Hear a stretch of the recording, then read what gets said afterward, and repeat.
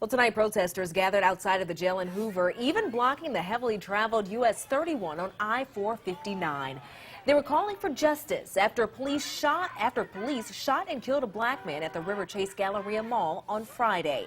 Hoover police shot E.J. Bradford while responding to a shooting that wounded two people, including a 12-year-old girl. Officers saw he had a gun and thought he was the gunman. They later said Bradford was not the gunman. I'm Demetria McClinton. And I'm Dan Schaefer. Because of this, Way 31 wanted to know what a good-intentioned gun owner should do during an active shooter situation to avoid confusion with police. Way 31's Cody Fisher is talking to an expert in an active shooter training situation. And Cody, what does he say people should do?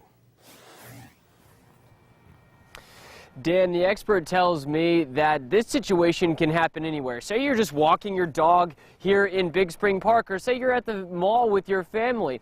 Now, the expert says the first thing that somebody should try to do is to run away from the situation. Do not take out your gun unless you are in direct contact with that shooter, partially because of what could potentially happen when the police arrive.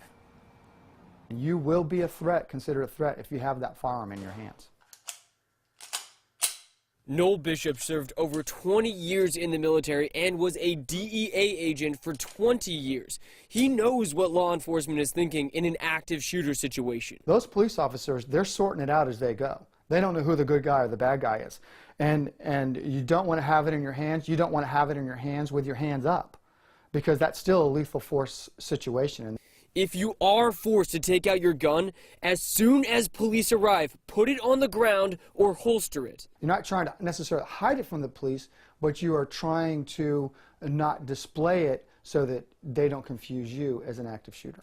Bishop says many people who concealed carry don't have enough training to properly handle an active shooter situation. Unless you have a very high level of training with your firearm, you might not be on the winning side of it.